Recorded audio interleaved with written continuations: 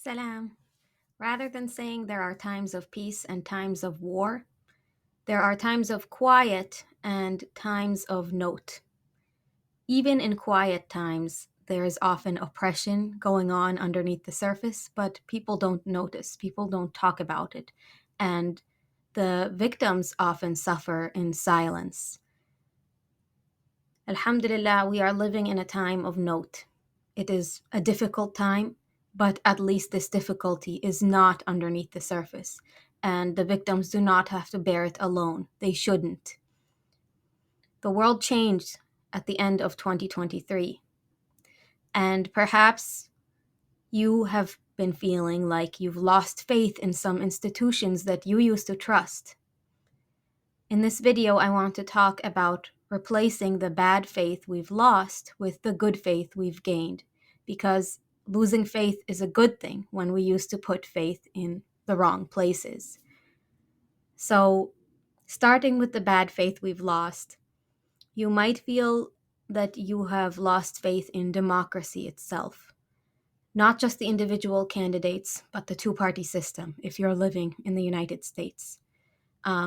It might be dawning on you that we don't actually live in a democracy at all. So oftentimes people, especially in previous years, would talk about how their party that they prefer is the good party that has all of the solutions to save the country or the world, and the other party is the root of all evil. Democrats and Republicans would point fingers at each other, and they would have their own media, their own candidates, their own rhetoric, their own values, and they would talk past each other and about each other, and there wouldn't be a lot of dialogue with each other. And it was all very distracting. And even I would get pulled into these. A lot of you probably would get pulled into these distracting back and forth conversations and culture wars and all of that. And the important thing to remember is that regardless of whether a Democrat or a Republican is in office, they both represent the establishment. They both represent Western imperialism and colonialism. And perhaps one of the ways you've lost faith in the world is by realizing that this is not a post colonial world. We are living in a colonial world, and Western imperialism is a cancer from which we have yet to recover. Israel is a settler colonial apartheid state, an ethno supremacist state. Britain gave, in quotes, Palestine to the Jewish people. One big problem there is that Palestine did not belong to Britain for Britain to hand it over.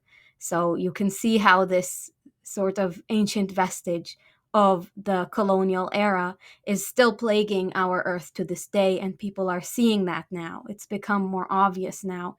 Um, South Africa has so fittingly and bravely and amazingly brought Israel to The Hague, to the International Court of Justice, charging them with genocide, and in doing so, not only talked about the genocide itself since 2023, but is also talking about the 75 prior years of military occupation and extreme oppression. Now, South Africa has put the Western world in a very awkward position because although the Western world used to call Nelson Mandela a terrorist, by the end of his life, he was being hailed as a hero. And so now that enough time has passed that they can let their old lies be lies and just join the bandwagon for justice, South Africa's case against Israel has made things so awkward for Western politicians because they have to either delegitimize the ICJ, which would make them look really bad if they wanted to dismiss the ICJ's authority, or they would have to turn the news cameras away, which they're doing. They're not reporting on the case, except through the lens of Israeli propaganda, if at all. And it's really just so obvious, so uncomfortable what's going on. That politicians will say whatever it takes to get them elected, but that governments exist for their own sake, not for the people, but to secure and garner power. If governments are designed to protect people, then why was Israel allowed to flatten Gaza? Why does America fund the genocide and the bombing of hospitals and mosques and streets and schools and homes and refugee camps? And if the government exists to listen to its people, then why doesn't it listen to its people who overwhelmingly want a ceasefire?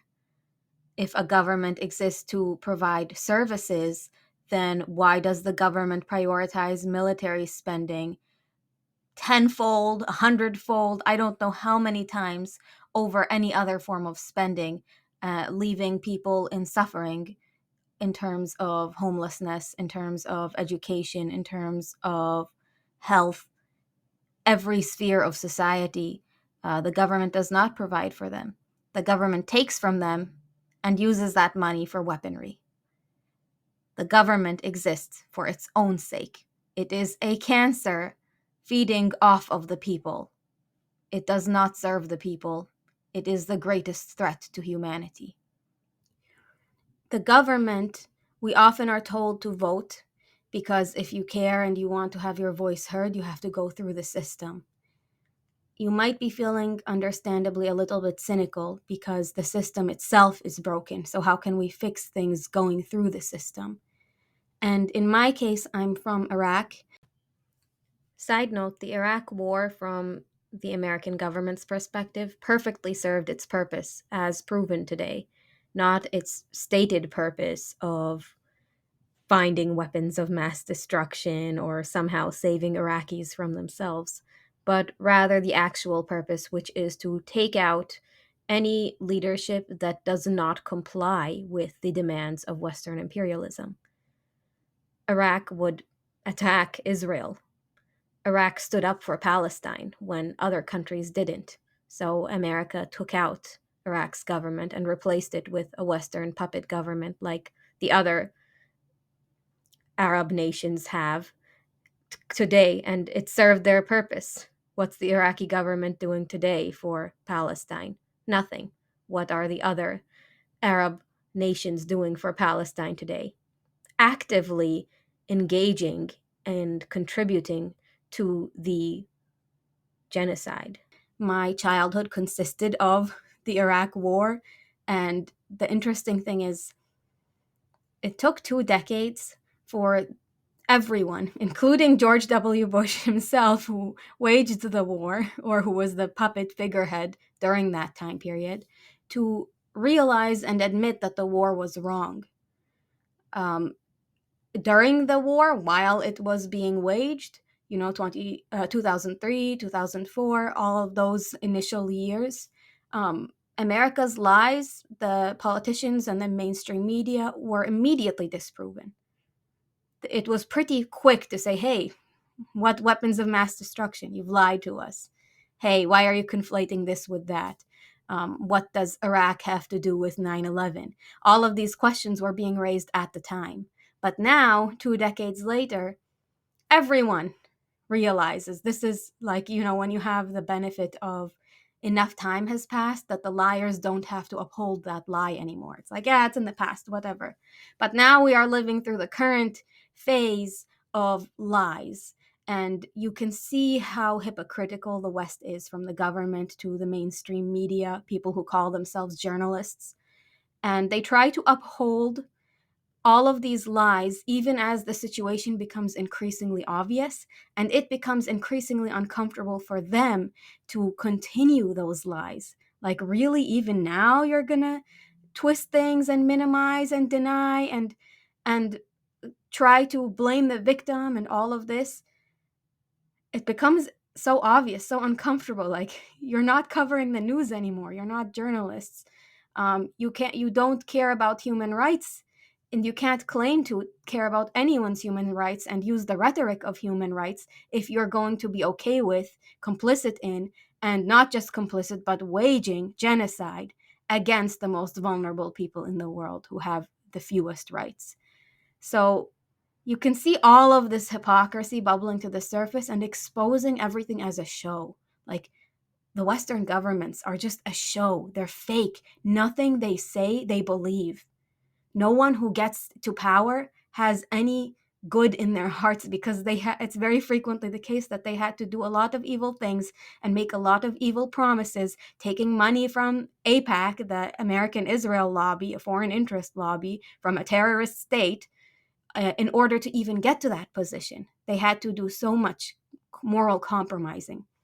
They had to engage in so much lying and cognitive dissonance and suppressing that cognitive dissonance.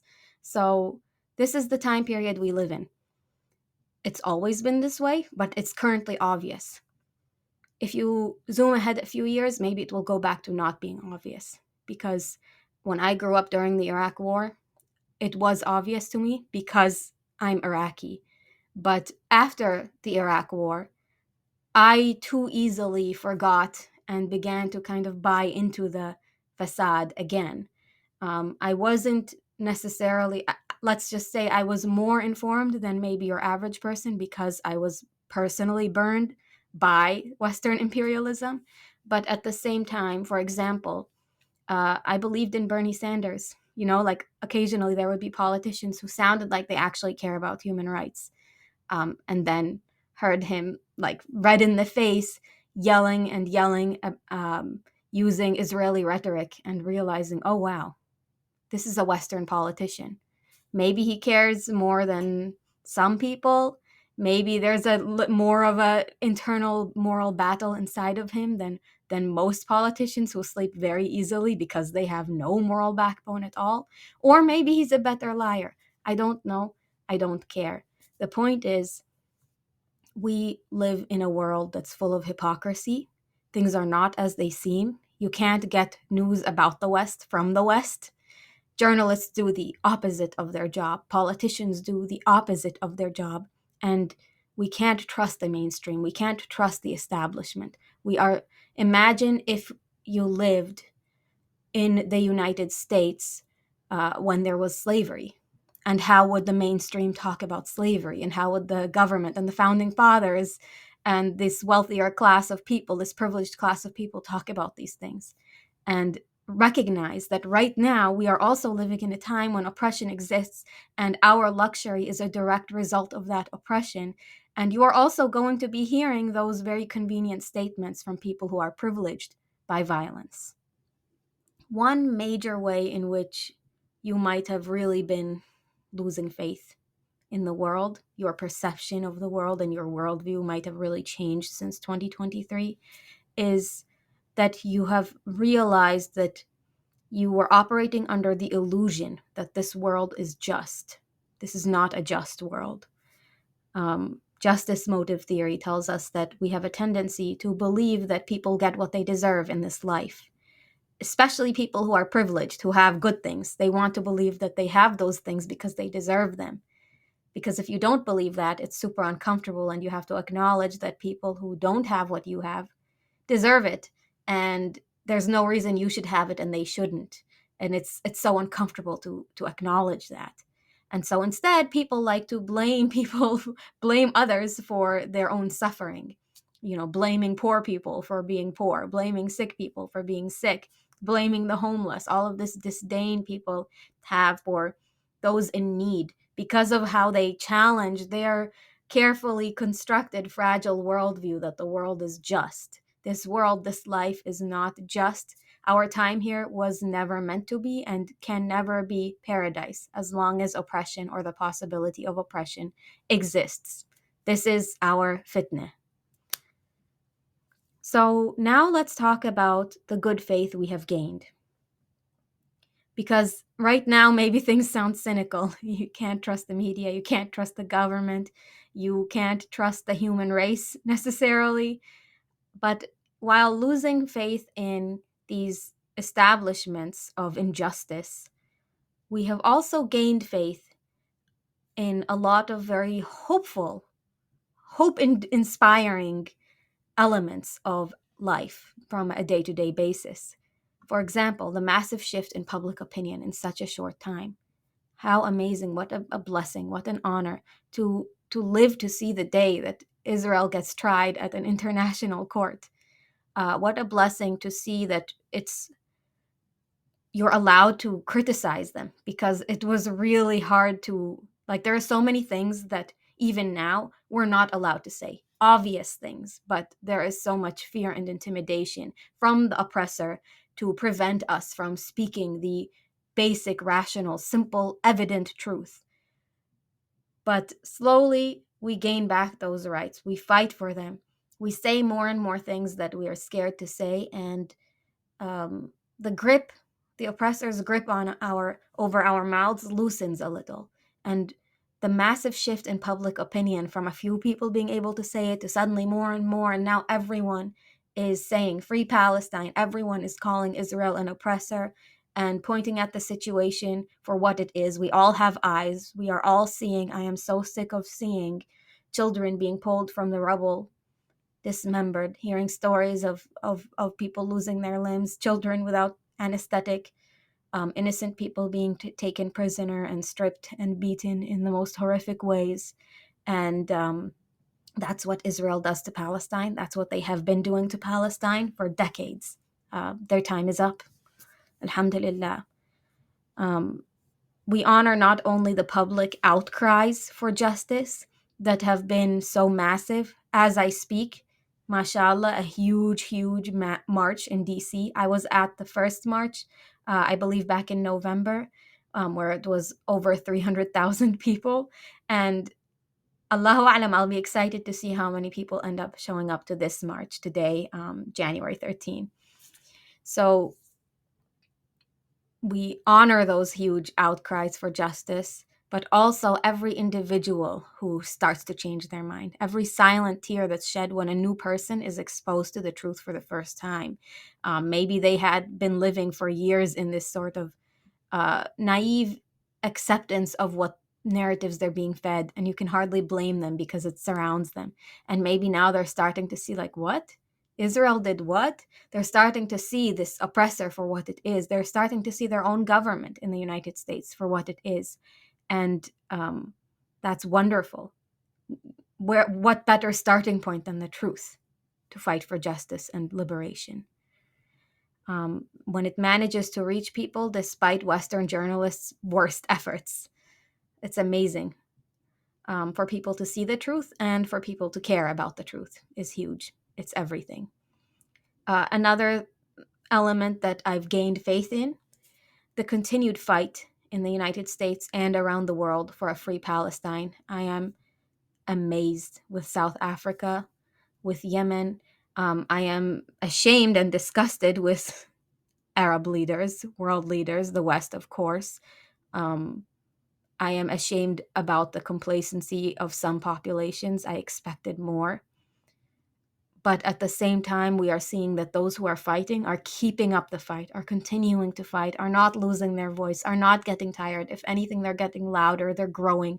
This trend is irreversible. The cat's out of the bag. The box is open, whatever metaphor you want to use.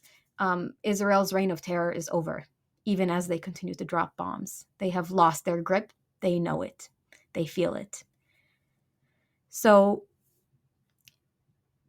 after seeing the truth and after caring about the truth, the third ingredient is acting. And we are seeing that even if it feels helpless and seems pointless, we understand that liberation is neither out of our hands nor in our hands alone. We have Allah on our side, ma'iyat Allah. We have justice and truth, al-adl, al-haq, on our side. This battle is already won, so keep going. This battle is not fruitless, even when it feels really devastating and really angering. Keep going. I've met some of the most amazing people this year in my own efforts to be present at the rallies and help organize or participate. And I'm very inspired and really happy to see that my neighbors, the American people, care. They really care. And they care despite all of the propaganda they've had to overcome to reach that point, that I have had to overcome as well. So it's telling you, like, imagine if the journalists were actually doing their job, how many more people would be caring. It's amazing. So, yeah, I have that growing faith in the people around me and their goodness, and the possibility of people changing their minds once the truth actually reaches them. So, some people are really wonderful. Some people are really evil. That's human nature. Um, but another thing I've gained faith in personally is the understanding that even the most powerful and evil humans are only human. Like, people thought Israel was undefeatable. And now that it's becoming obvious that's not the case, they are so dependent, they are so limited. And even those oppressors that seem like they'll stick around forever, including Western imperialism and colonialism. Um, these systems are run by humans. Humans are mortal. They are accountable. They are subject to God's will. So if you have lost faith throughout 2023, celebrate that loss in 2024 and replace the bad faith you've managed to shake off with the good faith you're gaining. The faith you've lost in the government, replace that with the faith you've gained in your fellow people who care, the activists, those who speak out, even if it's scary, even if it's not popular, because they know something is right and they actually mean what they say when they say it. Ask yourself what really matters to you, what your values and beliefs are about the source of justice and guidance and kindness, and put your trust there. As the people of Palestine say repeatedly, Hasbunallah wa ni'mal wakil. God is enough for us, and what a blessed trustee to rely on.